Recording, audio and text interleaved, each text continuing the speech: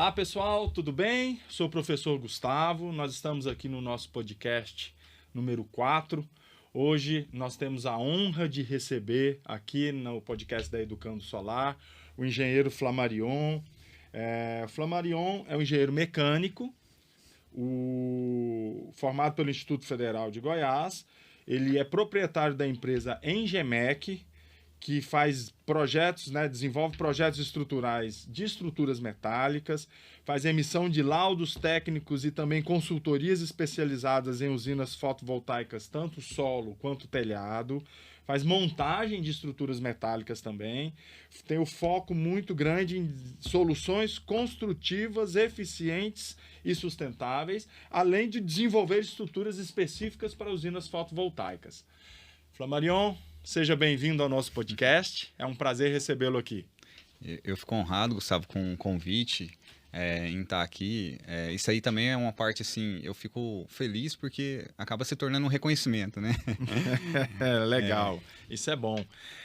Flammarion, conta um pouquinho nessa sua trajetória. Eu sei que você desenvolve muita coisa de galpões, de estrutura metálica, mas tem também muito desenvolvimento na área de estruturas para usinas fotovoltaicas. Como é que você está enxergando o mercado agora para 2025? Cara, assim, a questão da energia solar, ela é uma crescente porque é um mecanismo de solução para diversos problemas nossos. Hoje, a fonte de energia, todo lugar que você vai é produto eletrônico, então o consumo energético nosso, a tendência é só aumentar cada vez mais. Com isso, nossas fontes de geração de energia já são limitadas. Hoje em dia, em todo o país, a gente tem um auxílio, já um pouco antes até do surgimento dessa questão da geração de energia solar, a gente já precisava do auxílio de grupo de geradores, usinas termoelétricas, para compor essa falta de energia em momentos de pico. Uhum. Então já é um déficit que tem existente de energia, que a gente precisa suprir com diversas áreas. A usina termoelétrica, ela tem um consumo de combustível, então a gente tem uma limitação toda, um custo alto. E a solar veio para mim, é uma solução 100% viável, é algo que mesmo com todas essas taxas e tal que estão sendo criadas, ainda assim é um projeto interessante demais, atende a demanda que a gente precisa, é um mecanismo fácil de gerar energia e limpo. Realmente é uma solução sustentável, que veio para ficar. Temos muitos desafios, Sim. Como você chegou a abordar aí, as taxas, vai e vem. Agora, atualmente, decisão recente de ontem, o Tribunal de Justiça aqui em Goiás vetou, proibiu a cobrança do ICMS para as usinas fotovoltaicas aqui em Goiás, mas é um tema que ainda vai ter muita repercussão, mas, de novo, nada tira a inviabilidade de uma usina. É essa a sua percepção também? Totalmente. Se a gente pensar que a atual solução, que ainda continua em aplicação para suprir justamente esses momentos de pico de energia, que a gente precisa de mais energia do que, às vezes, as nossas usinas hidrelétricas conseguem fornecer, a termoelétrica. E a termoelétrica é muito cara. E é poluente, né? Poluente, assim... faz tempo que eu não acesso os custos, porque eu já prestei serviço para essas indústrias aí também, então na época eu acabei tomando conhecimento um pouco dos valores, de como que é o processo dessa produção, e é muito caro. Na época eu acho que era 6 vezes o custo da energia convencional. Então a solar veio para baratear isso aí, então não tem como. O projeto em si de solar tem muitos desafios, igual você falou, é um sistema novo, a gente ainda está se adaptando, o Brasil ainda tem muito que evoluir em tudo, não só nos painéis em si, na produção própria, como também na parte auxiliar, que se trata de estruturas, de mecanismo e tudo mais, Não, legal. E vamos agora entrar no tema que é o principal, que é o que você trabalha, que são as estruturas, Flammarion? A gente percebe muito que num projeto de energia solar, o pessoal às vezes não dá muita importância em estrutura. Na verdade, ela até representa um percentual pequeno, entre 10% e 15% do valor total da obra. Mas a estrutura é que sustenta todo o projeto. O que você me diz da importância de uma estrutura bem projetada, bem montada? Porque aí a gente tem, então, o projeto tem que ser bom, e a montagem tem que ser boa. Nós vamos depois separar o tema, Mas como é que você vê isso tudo, a importância da estrutura? A estrutura em si é a base que vai sustentar todo o investimento da pessoa, né? Do empresário em si. Então, sendo assim, ela é a garantia que aquele investimento todo que ele fez na parte mais cara, que são os painéis, que é todo esses componentes eletrônicos que compõem a usina fotovoltaica, que esse investimento dele está seguro. Que uma rajada de vento não vai levar, que uma chuva forte não vai levar, porque hoje em dia a gente vê muitas estruturas aí sendo aplicadas e tem muita falta de informação às vezes. A pessoa monta os painéis solares e imagina assim, montei, a estrutura está em pé, então ela aguenta. O peso do painel em si, o peso daqueles componentes, digamos assim, é o que menos representa risco para a estrutura. O grande vilão é o vento. Então, por isso que a estrutura tem que ser muito bem dimensionada, muito bem calculada, muito bem projetada. A gente tem regiões diferentes do Brasil, cada região é um projeto específico. Aquilo é uma estrutura metálica. Então, assim, minha experiência como especialista nessa área de estruturas de aço, de projetos de estruturas de aço, vem da parte de projetos de galpões, de prédios, edificações e tudo mais. Então, lá a gente aprende o básico, que a preocupação nossa é o vento. Olha. Aí, quando a gente vai para solar, que é uma estrutura de aço, sustentando umas placas que se formam parecido com o bloqueio que uma telha faz, né, numa estrutura, uma analogia assim, simples. Então, o principal vilão ali é o vento, e a gente sabe que ele se autossustentar o peso é o básico. Aquilo ali não quer dizer que a estrutura está corretamente dimensionada. Entendi. Olha só que interessante. Não é porque você montou a estrutura e ela sustentou os painéis que ela vai aguentar todo tipo de intempéries. É importante a gente dimensionar adequadamente as estruturas para que a usina, especialmente a usina solo, que é o que a gente está falando agora, para que ela realmente tenha a vida útil de 25 anos e ela aguente todas essas intempéries ao longo de todo esse tempo. E os ventos estão cada vez mais loucos, né, Flammarion? Estudos meteorológicos já apontam que há uma oscilação nessas rajadas de vento. A norma de vento em si, ela sofreu revisão recente.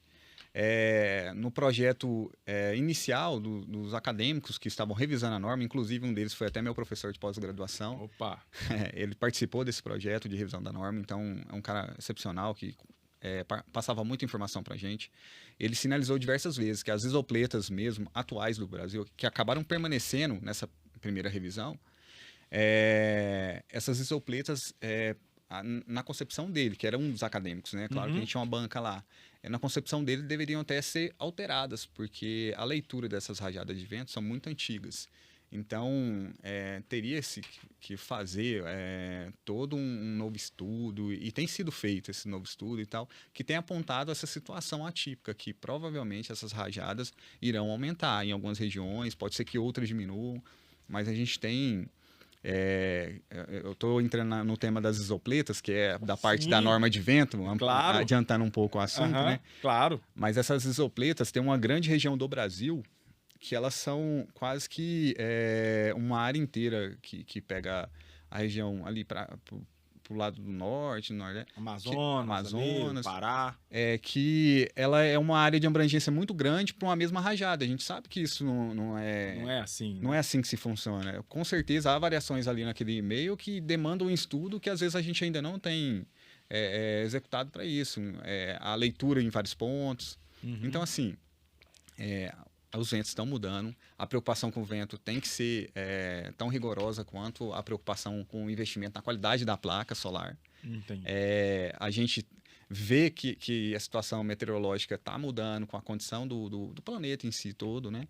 E a gente tem que estar preparado para isso, pelo menos atender o básico, que é atender os requisitos de norma, que falam ali nas rajadas que já são altas, mas que, estando ali dentro, não é que a gente está totalmente isento de um fenômeno natural acima daquela classe, mas que pelo menos a gente tem uma garantia maior que em condições previstas pela norma ali de ciclos de vento fortes, a estrutura vai vai suportar. Vai aguentar, né? Uhum. E pegando um pouco aqui para Goiás, teve muita mudança nessa questão do vento? Vale a pena, em função disso que você comentou, né? Dessas mudanças? São duas perguntas, né?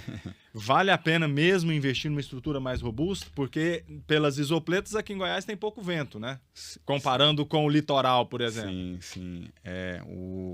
Em Goiás, a gente está, digamos assim, na média, né? A gente está no meio termo ali. As isopletas de Goiás, a grande maioria ali é 35 metros por segundo, que é uma rajada de vento média. Se a gente for converter em quilômetros por hora, só para a gente ter uma noção, porque às vezes a gente fala 35 metros por segundo. Acha que é pouco, Acha né? que é pouco. Em quilômetros por hora, salvo engano, dá 126, 120 e poucos. Então, imagina, isso já é classificado como rajada de vento forte, quase que um tornado, assim, digamos. Uhum. Então, é uma rajada de vento considerável para Goiás. Por mais que a gente ache que é branda, 126, a gente ainda, eu particularmente, nos meus anos de vida, né? Com 34 anos, eu ainda não fiquei sabendo o histórico em alguma região de Goiás que foi ocorrida essa rajada de vento. Então, para Goiás, é importantíssimo que a gente tenha um estudo adequado de vento.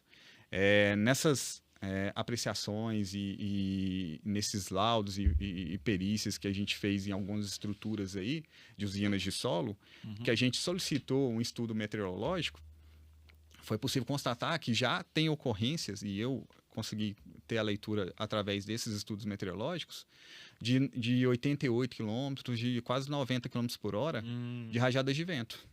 Então, uma rajada de vento considerável, o que faz com que a estrutura, se não tiver com adequado dimensionamento, ela vai colapsar, com toda convicção.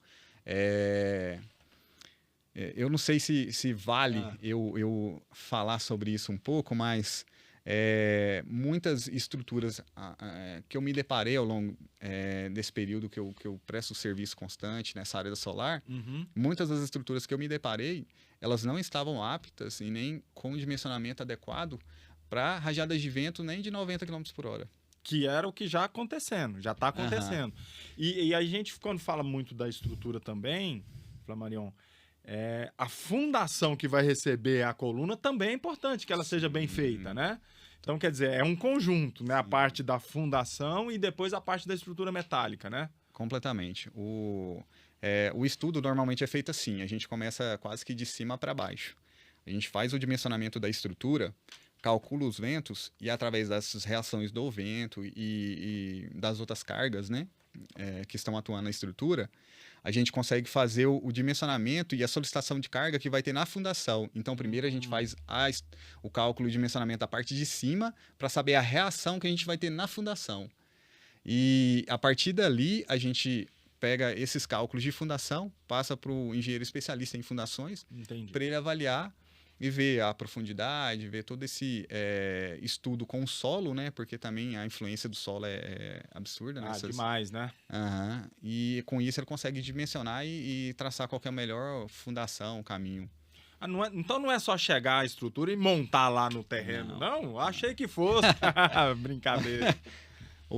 Eu acho que assim, por ser uma novidade, acabou-se que muita gente iniciou a prestação de serviço e montagem dessas estruturas de maneira um pouco amadoras, né? Às vezes eu gosto de ser mais cauteloso na consideração, mas assim, um pouco sem um conhecimento realmente específico para atuação naquela área, que é a montagem de uma estrutura metálica. Para qualquer tipo de estrutura que você dimensione, monte e tudo mais, que envolva engenharia, que envolva projetos estruturais, tem que ser feito a análise por um engenheiro, ter feito um dimensionamento de cálculo, ter um responsável técnico ali por trás, porque a gente acredita que o pior cenário é essa estrutura colapsar e a gente perder o investimento. Mas um colapso dessa estrutura, por exemplo, se ela for montada próxima a uma casa, alguma coisa assim, essa placa pode se soltar da estrutura que deveria sustentá-la e atingir uma outra pessoa. Então, assim, claro que isso é um caso muito extremo, muito difícil de acontecer, mas isso mostra a importância de ter um responsável técnico, ter o dimensionamento por parte de uma engenharia, de uma empresa séria, para que não se torne amador a instalação, para que não seja só um hobby. para que realmente quem esteja montando, fazendo investimento daquilo lá, tenha toda a seriedade, tenha todo o amparo por trás daquela montagem, daquela estrutura que é para trabalhar pela gente, né? Aquilo lá. Exatamente.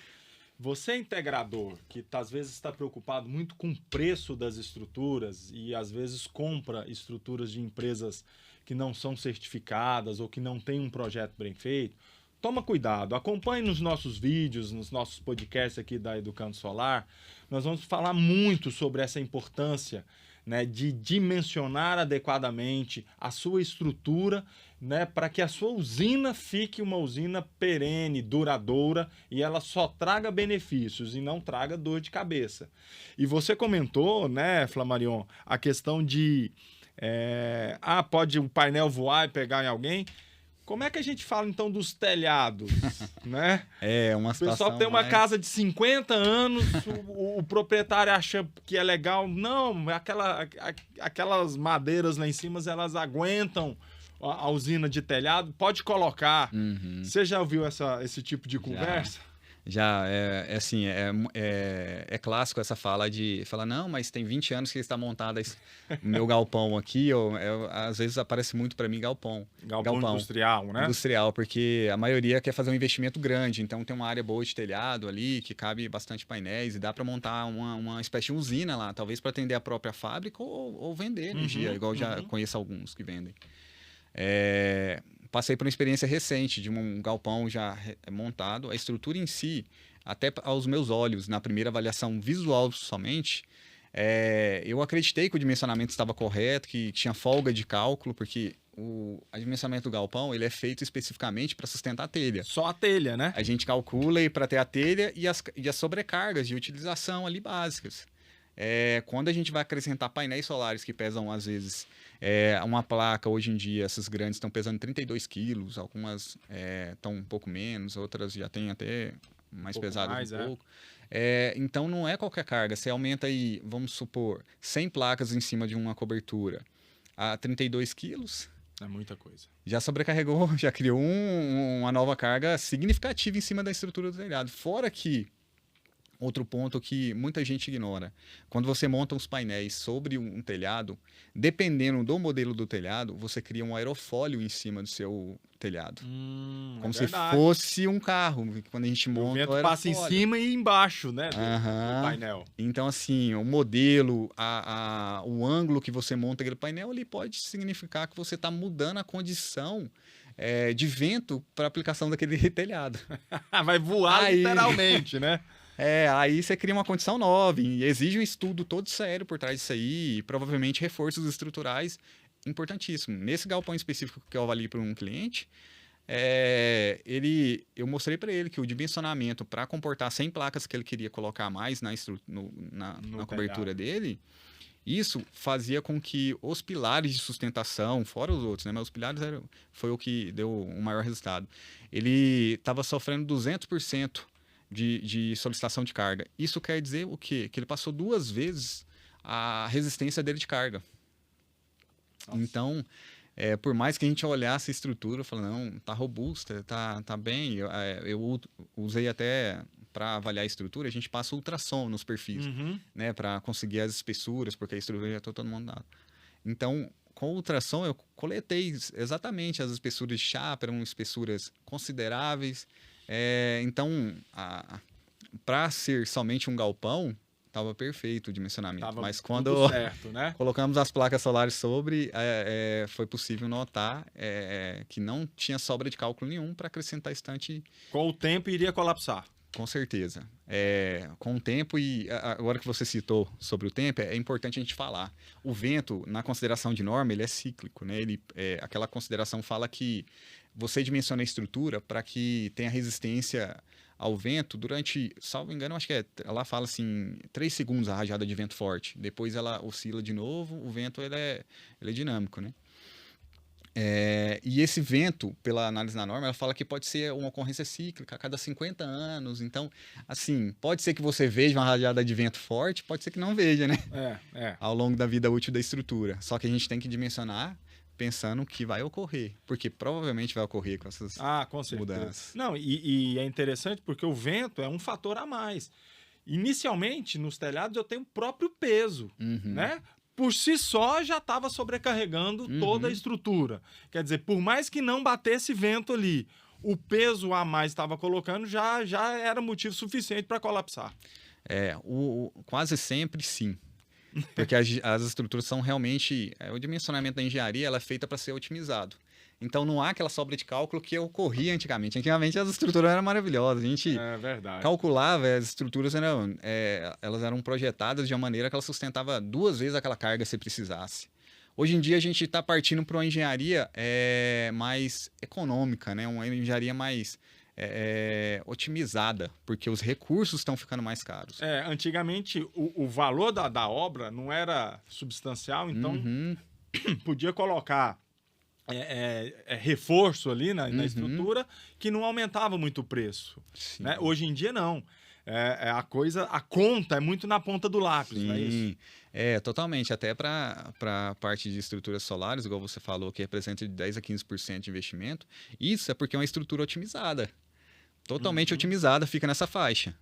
Se a gente for projetar com a sobra técnica que ocorria antigamente, a estrutura em si começa a se tornar mais cara. Só que hoje em dia é tudo otimizado. Então, aquela estrutura, ela é tanto personalizada, falando das estruturas de solo, quanto otimizada ao limite. A gente tem os dimensionamentos com toda a segurança de cálculo para aquela estrutura trabalhar dentro do limite máximo dela quando ocorrer a rajada máxima de vento.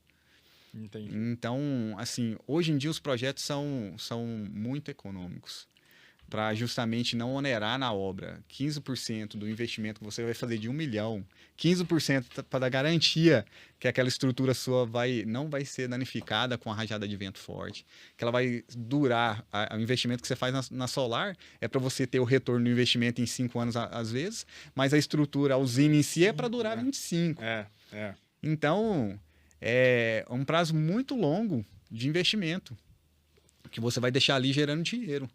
Você arriscar isso tudo por 15% só do valor de obra, muitas vezes a gente não tem essa noção clara. Se colocar na ponta da caneta, é lógico que não vale a pena você arriscar numa estrutura sem validação, sem certificação, sem ser uma empresa séria. É igual você falou, hoje em dia... A compra da estrutura tem que tomar bastante cuidado e receio, porque quando você compra uma estrutura, você tem que ter certeza que essa estrutura foi projetada, que tem um responsável técnico por trás dessa estrutura, até para evitar uma coisa simples, que é uma fiscalização e uma multa em cima de qualquer estrutura que você esteja montando, sem uma empresa que te vendeu aquela estrutura ali com a certificação de um engenheiro. Porque o CREA cobra isso. Nós somos engenheiros, você também sabe muito bem que o CREA ele exige que tenha um responsável técnico, até porque se ocorrer um fato de sinistro na estrutura, vai ser analisado aquilo lá para ver qual que é a responsabilidade técnica daquilo ali. Se foi um fenômeno da natureza, que é raro acontecer. Que extrapolou as normas. Que extrapolou as normas. É raro. Até hoje eu não peguei nenhuma estrutura que teve colapso que extrapolou as condições de norma, de vento de norma. Não peguei até hoje, eu não peguei em 34 anos. Não estou 34 de experiência, né? Mas basicamente 14 anos já que eu trabalho tanto para outras empresas quanto na conta geral para mim. Nesse período todo que eu trabalho com engenharia, eu não vi nenhuma estrutura que colapsou por um fenômeno da natureza que extrapolou as condições de norma. Olha só. E dentro desse conceito solar, é importante a gente falar também, Flamarion, que não é porque às vezes o telhado não aguenta que ele tem que desistir do projeto, não. Não. Tem solução, né? Para tudo tem solução. Assim, o telhado, qual que é a condição? A gente normalmente vai lá, avalia a estrutura, faz digamos assim, uma recomposição daquele projeto, a gente refaz o projeto em si, recalcula ele com as condições da placa, com as novas cargas, e a partir dali, quando a gente nota que a estrutura não tem resistência em certos elementos, a gente faz o reforço estrutural. O reforço estrutural, às vezes, é um reforço na própria tesoura da estrutura, é um reforço nos pilares, que é construir pilares internos para reforçar em pontos específicos, ou mesmo no próprio pilar criar nervuras ou ligações que enrijecem ele. Melhoram a estabilidade desse pilar. Então, assim, solução tem, e viável mesmo, porque é igual a gente está falando de investimento. Cara, no final das contas, o que importa é o investimento do cliente. O cara está investindo 500 mil na parte da geração da energia, que são as placas, inversores e todo um amparo ali para gerar essa energia. E, às vezes, esse reforço estrutural para viabilizar a montagem dessa usina solar, esse reforço estrutural está na casa aí de 30 mil, 40 mil, entendeu? Então, assim, 10% do custo da usina. E é para uma coisa para 25 anos, né? Sim, então, sim. Não faz sentido não fazê-lo, né?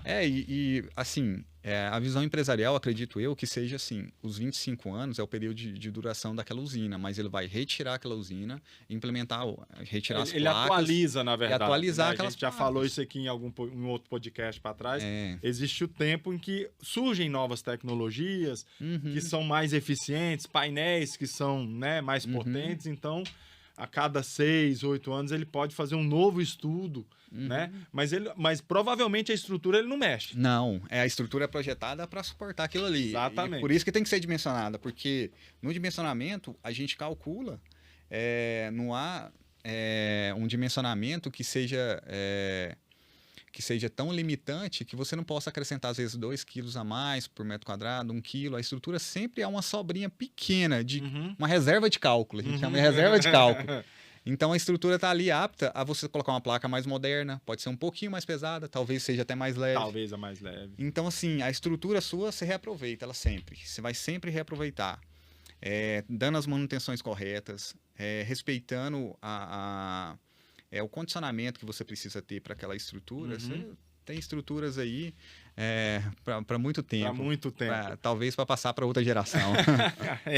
O Flamarion, legal. Então a gente falou muito a questão de projeto da estrutura.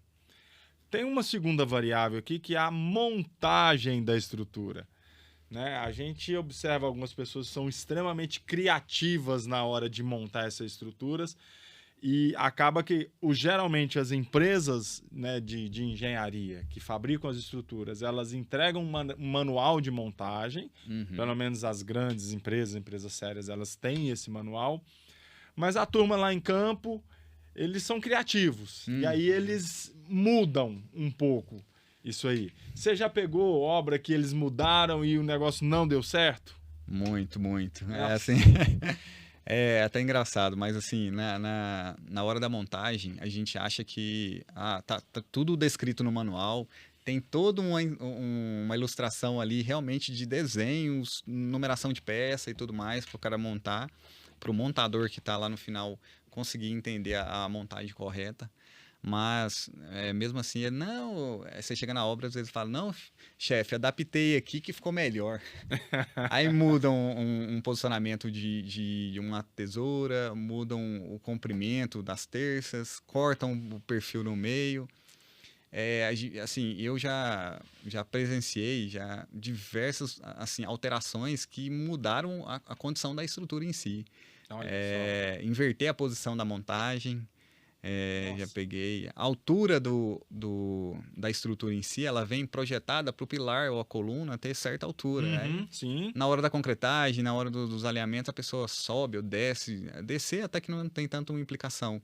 Mas subir a estrutura para deixar ela mais elevada acaba implicando numa mudança de condicionamento daquele pilar. Não, eu já me deparei uma vez, é interessante. Você faz todo o projeto, né? A empresa faz todo o projeto, manda as peças exatamente na quantidade, tudo conferido, chega lá, sobra peça.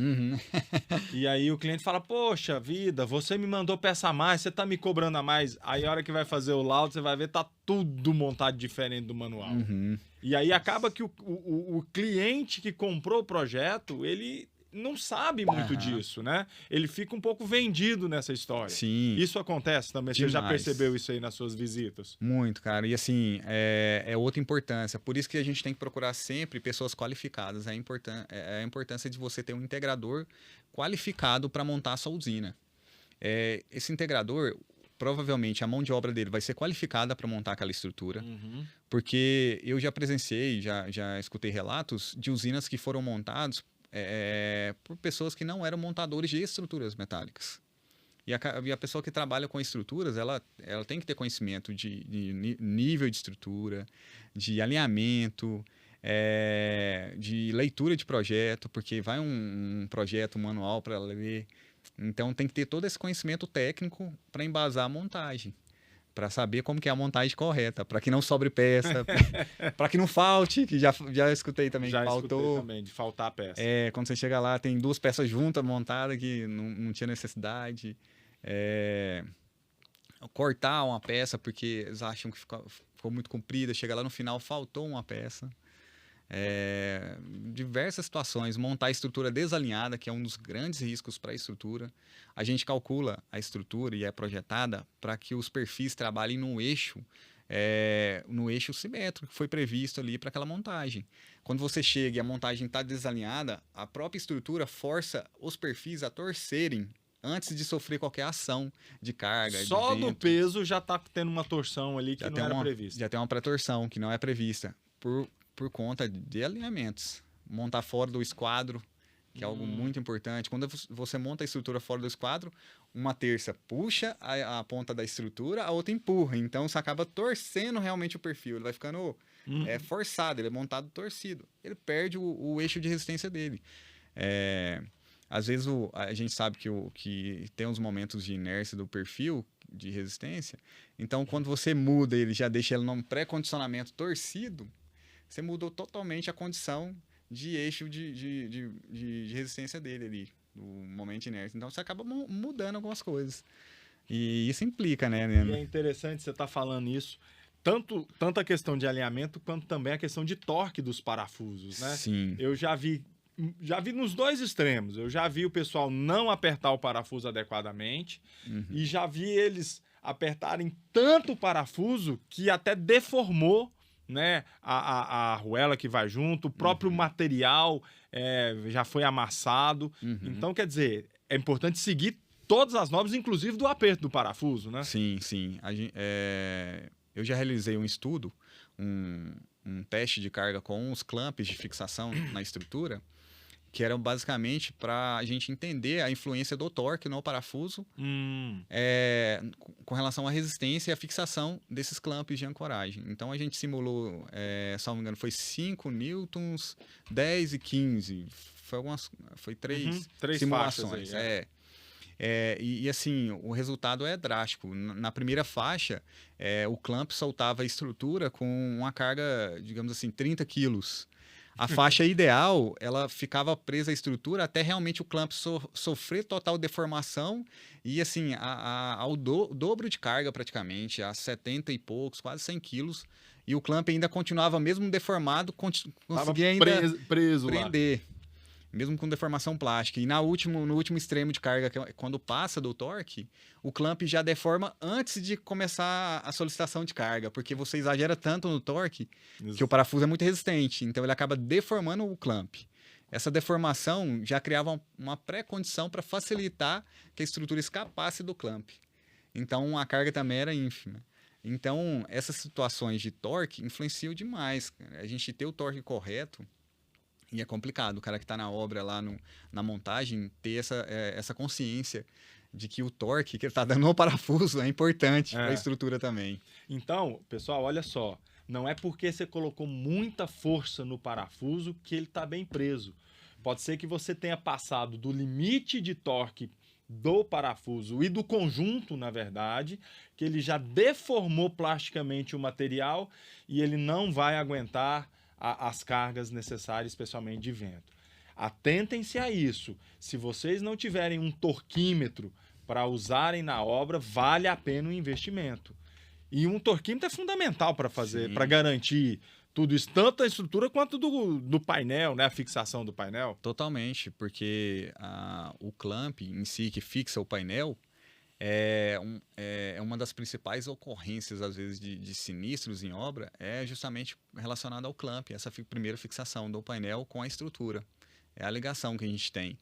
Então, se não for feita adequadamente, ali já começa o primeiro ponto de fragilidade da estrutura. O primeiro ponto é a ligação que tem entre o painel e a estrutura, que é feita através do clamp. E aí pode dar um efeito dominó. que esteja mal apertado começa a soltar e o painel vai começando a vibrar, já vai soltando o outro e assim vai. O que acontece seguindo. muito, que eu já visualizei em diversos laudos que a gente fez de sinistro. A placa, às vezes, os parafusos, ela é fixada, às vezes, por 4 clamps. Sim. Então, os clamps de baixo se soltam, porque o torque foi inadequado. Certo. Essa placa, ela levanta a ponta, os de trás ainda estão presos, porque, às vezes, pela oscilação do vento e a vibração da estrutura, eles não se soltaram ainda. E quando ela vira, o que ela faz? Ela cria uma alavanca de torção na terça. Aí, o painel que está na frente, ela torce a terça tanto que ela arrebenta a ligação do painel seguinte. Então já começa a soltar o painel de lá também por conta desse efeito. A alavanca que torceu o perfil da estrutura, danificou a estrutura e tudo às vezes por conta de um torque, de dois clamps. Olha só, né? E é importante também o clamp ser de uma empresa certificada, Com né, certeza. Flamarion? Porque a gente está falando muito do parafuso, mas é um conjunto, né? Total. É o parafuso mais o clamp prendendo ali o painel, né? Hoje em dia, a certificação de quem vende as estruturas, ela contempla todo esse arranjo inteiro do clamp, da estrutura em si que suporta, né, as estruturas de aço. Todo esse campo da engenharia. Então, assim, por isso que é importante comprar de uma empresa certificada e tudo mais, é porque qualquer sinistro que você tem em obra tem um responsável para você buscar. Não foi de um aventureiro que você comprou. Não foi de qualquer pessoa que você adquiriu aquela estrutura. Você tem toda uma responsabilidade por trás, sabe que tem um planejamento sério ali atrás. Então, assim, você tem confiança e segurança. Até porque, hoje em dia, todos os empresários colocam seguros nas suas usinas. Sim. Só que esses seguros, eles são condicionados também a você ter uma estrutura de sustentação de qualidade. Porque quando acontece o sinistro, e se tem o seguro, as seguradoras vão percorrer todo o caminho e o pessoal das estruturas talvez sejam os primeiros, quem montou e quem fabricou. Né? Eles serão os primeiros a serem acionados num processo sinistro para identificar a causa raiz do problema. Né? Exatamente, porque a seguradora ela não vai arcar com a falha, às vezes, de projeto. Ela não vai querer arcar com isso. O compromisso dela é arcar com o quê? Com uma eventualidade da natureza. Perfeito. Então, a responsabilidade de ter estrutura correta, dimensionada e com segurança é do integrador que está montando lá. É de quem vendeu para o integrador. Toda essa responsabilidade ali, tem que ter um campo de engenharia todo ali atrás, que fez todo aquele projeto, que fez que tem a responsabilidade técnica sobre aquela estrutura. Flamarion, depois de montado, eu tenho a manutenção. Sim. É também de extrema importância, né? Porque o vento, somente o sol e a chuva, né? Nem sem falar de vento, ele já provoca dilatações, né? E compressões. E vai, né? Isso por si só já vai relaxando os parafusos. Sim. O vento também vai promovendo esforços na estrutura que vão, né? Soltando, né? Soltar é uma palavra muito forte, mas se ele tiver mal apertado, vai soltar mesmo, né? Mas e a manutenção? Onde é que entra nessa história toda aí também? Dentro sempre das recomendações de projeto, tem as recomendações de manutenção periódicas. Essas recomendações periódicas, basicamente, como a estrutura ela é toda personalizada e um sistema todo parafusado para ter uma velocidade de montagem grande, é 100% parafuso. O que acontece é que, de tempos em tempos, você tem que vir fazendo um reaperto dos parafusos, garantindo que a vibração que foi ocasionada por vento, por cargas dinâmicas do vento, ou de manutenções mesmo, que às vezes estão limpando a placa. Aquilo ali é uma carga dinâmica, porque você fica mexendo na estrutura, oscilando, ela fica vibrando um pouco. O vento é o mais crítico, porque ele oscila a estrutura muito mais, ele fica criando um efeito de vibração ali que acaba afrouxando os parafusos, as porcas, né? Então, por isso que tem que se ter o cuidado de, periodicamente, você conferir os apertos de torque e reapertar a estrutura. E isso é muito simples na obra. Depois que a estrutura está toda montada, é só você vir conferir nos apertos.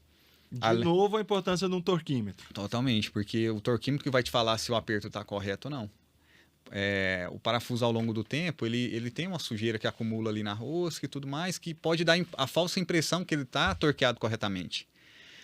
Mas somente um aparelho que realmente mede a força de torque vai te dizer se ele está corretamente apertado ou não. É importante, pessoal, essa manutenção.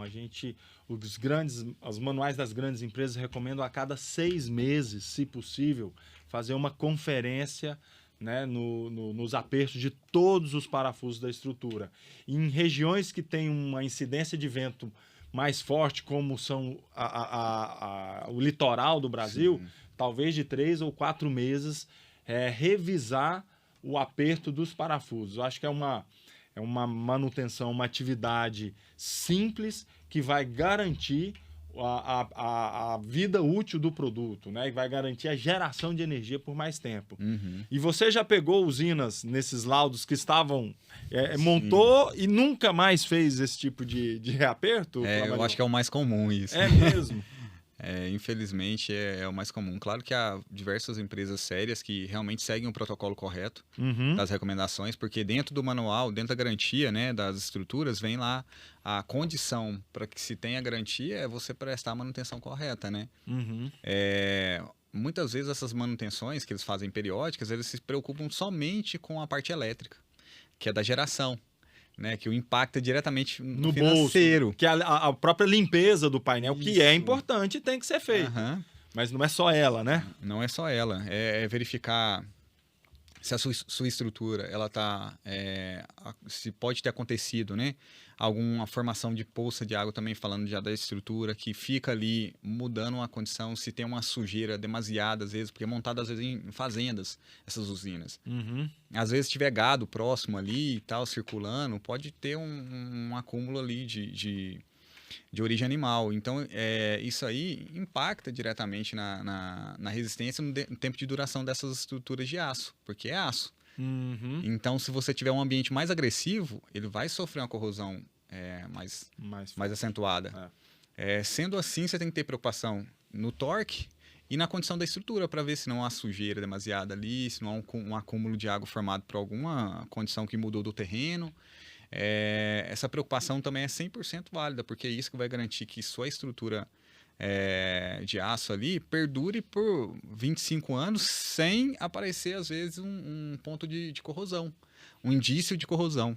Não, e é importante esse assunto de corrosão, porque as estruturas são passadas por um tratamento, né, antes da montagem, que é a galvanização. Na maioria das vezes, galvanização a fogo, ou já compra-se o aço já zincado, né? Sim. Mas ele tem essa proteção do zinco. E aí, aquelas criatividades na montagem, de cortar, às vezes, a estrutura, fazer um furo num outro local para o parafuso ficar melhor, isso tudo compromete a proteção do zinco e favorece uma corrosão. O aço, tendo essa corrosão, ele vai ficar muito mais frágil. Aí não adianta eu ter o torquímetro no parafuso, né? O próprio aço vai ficar frágil, né? Sim, com certeza. E, assim, muitas obras acontece isso. Às vezes, a vantagem de ter uma chapa direto zincada de fábrica, que a gente já vem com um produto galvanizado, além de ter homogeneização da aplicação dessa proteção, também tem uma resistência um pouco melhor a pequenos arranhões e pequenas, assim...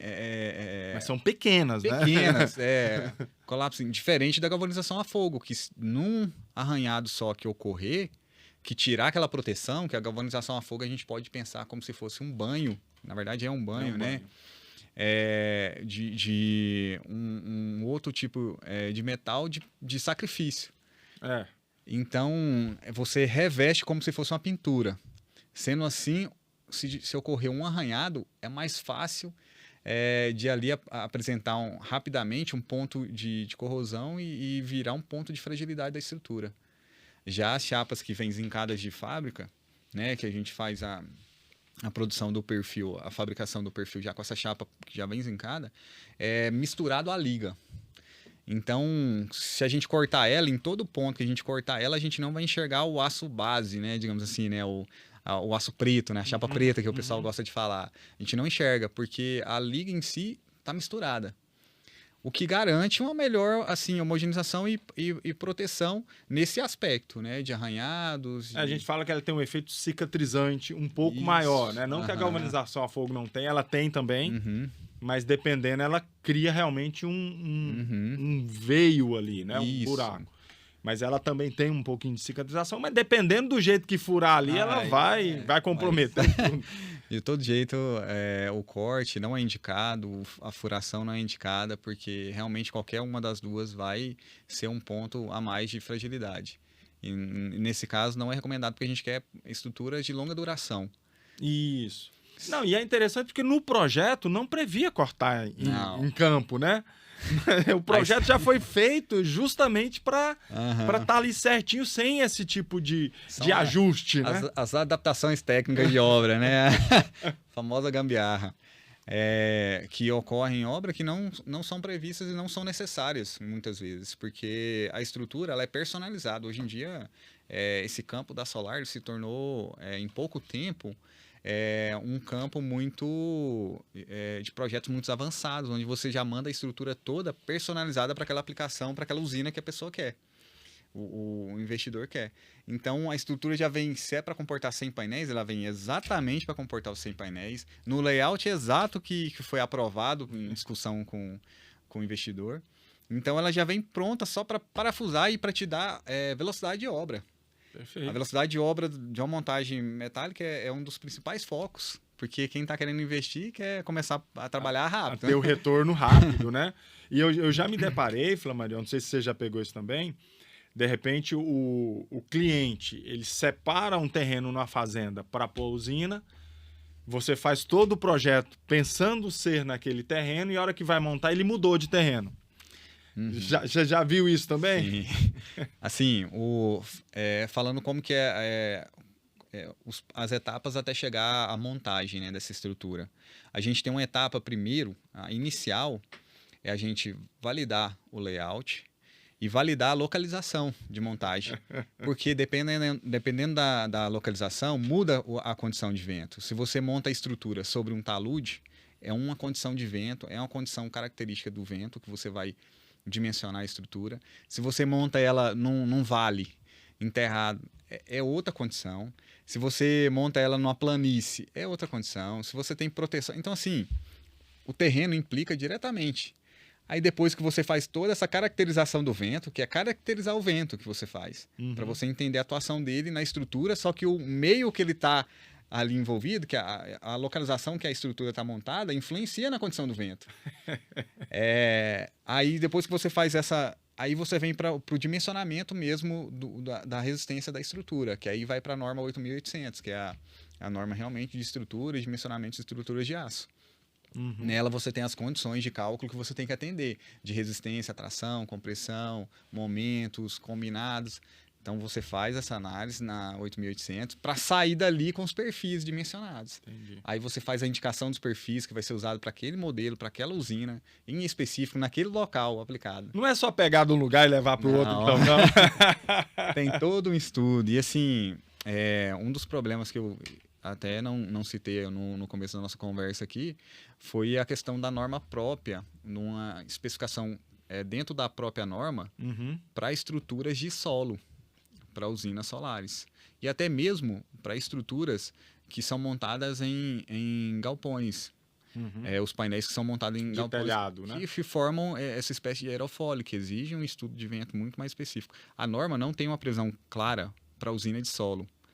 Então, a nossa norma brasileira, hoje em dia, a gente usa um anexo da norma para encaixar essa caracterização, para a gente chegar num fator de coeficiente de pressão da estrutura. A gente, falando de estruturas, a gente tem na condição de cálculo, né, de vento, a gente um dos fatores mais importantes são os coeficientes de pressão interno e externo da estrutura, que é o quê? É o esforço, digamos assim, né, esses coeficientes de pressão, é a caracterização do esforço que o vento está fazendo com a geometria da estrutura. Se a geometria dela é mais inclinada ou mais alinhada horizontalmente, isso vai influenciar nesse coeficiente de pressão, para ver se o vento vai passar direto, vai só succionar a estrutura, ou se ele vai criar uma sobrepressão empurrando a estrutura para o solo, para o chão. Entendi. E no caso de estruturas de solo que tem inclinação grande, a grande maioria das vezes, a implicação do vento é empurrando a estrutura contra o solo. A gente pensa que é para levantar a estrutura. Para levantar não, é para empurrar para empurrar para baixo. É para derrubar para baixo. Claro que quando o vento sendo tão dinâmico como e na ocorrência do vento ele muda de direção um pouco, o que acontece muitas vezes é que quando ela inicia, às vezes acontece o pré-sinistro da estrutura, que ela vai começar a colapsar, o painel se solta, aí com isso o vento arrasta ele para cima. Uhum. Mas o vento e a condição que às vezes ocorreu o sinistro foi no vento frontal que empurrava ela a estrutura para baixo. Interessante isso, né? Então assim, normas nacionais a gente não tem. O que a gente faz normalmente? Nesse período todo que eu tenho trabalhado com isso, a gente foi atrás de normas internacionais, certo. Estudos de túnel de vento, que aí é uma indicação da norma. Quando você tem uma estrutura especial que não se caracteriza dentro dos termos específicos que a norma vem pontuando, tipo assim, um galpão com telhado duplo, um galpão com queda de água para um lado só. Sei. Então tem essas caracterizações na norma que já vem para você definir esses coeficientes. Quando você não se encaixa dentro daqueles requisitos ali, você vai para estruturas especiais, né? Que aí a própria norma às vezes recomenda que o entendimento é que você faça um estudo de túnel de vento para você conseguir a caracterização específica para o modelo estrutural seu. Olha só. E assim, pouca gente, por ser novo, pouca gente fez esse estudo. O pessoal acha que túnel de vento é só para carro, pra avião. Não, para projetos de usina solar também, né? Se fazem totalmente necessário. E assim, o que foi possível notar é que esse túnel de vento veio de encontro com essas normas internacionais que têm previsão específica para estruturas de solo. Lá fora já tem norma para isso? Já tem. Tanto americana quanto salvo europeia já tem um anexo específico. A da Nova Zelândia, que é uma norma também excelente lá, que na parte 2, né, eu acho que ela é 1170 a norma, a NZS, eu acho que é assim a nomenclatura dela lá. Isso, ela é de 2011 e ela tem previsão. Olha só, 2011 já estão...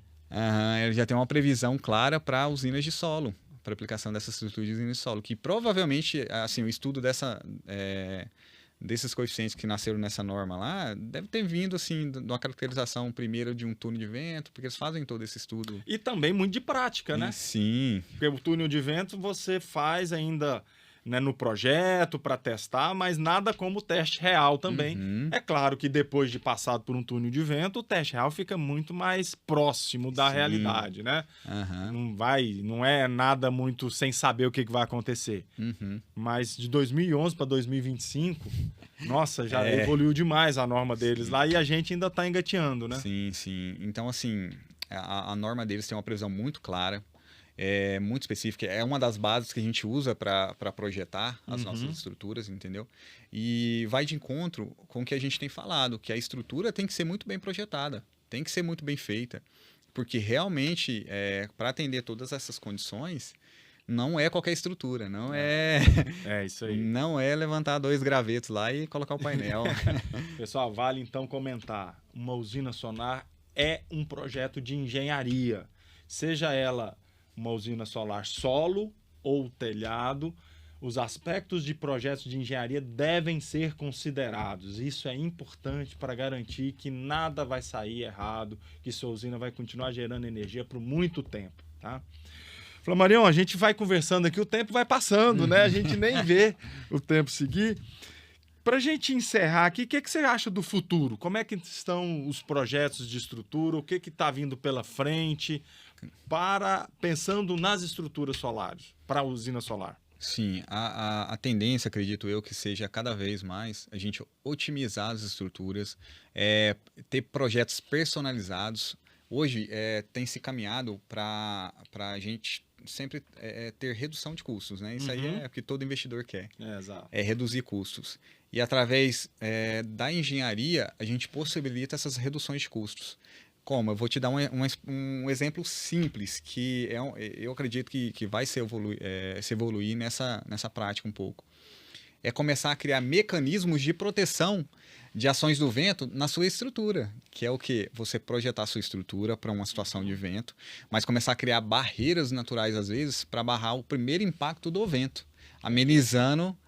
Então, aliviando a estrutura, isso, né? E assim, permanecer nesse caminho de estruturas de aço, estruturas metálicas.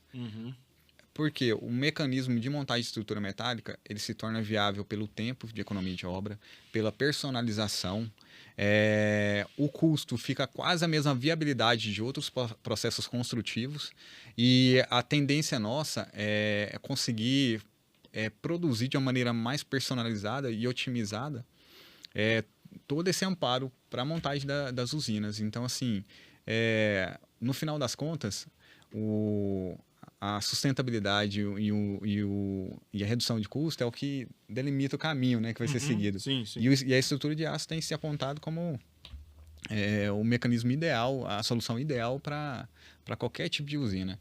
Que legal.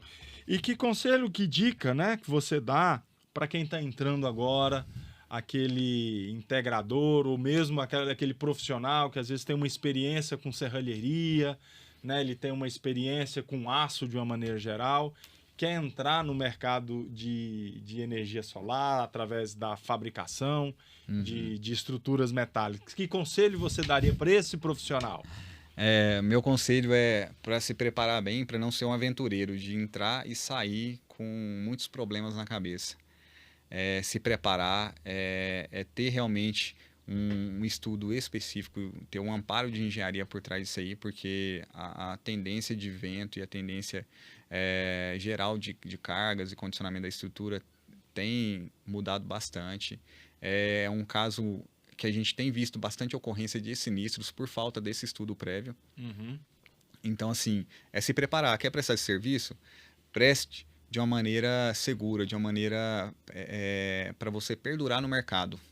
Se você tem o objetivo de perdurar, o preço da estrutura de aço vai ser, digamos assim, um menor custo seu de obra.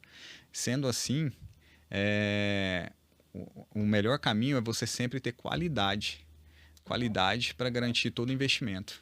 Assim como a gente estava batendo um papo ali no off, a gente falou dos pneus do carro.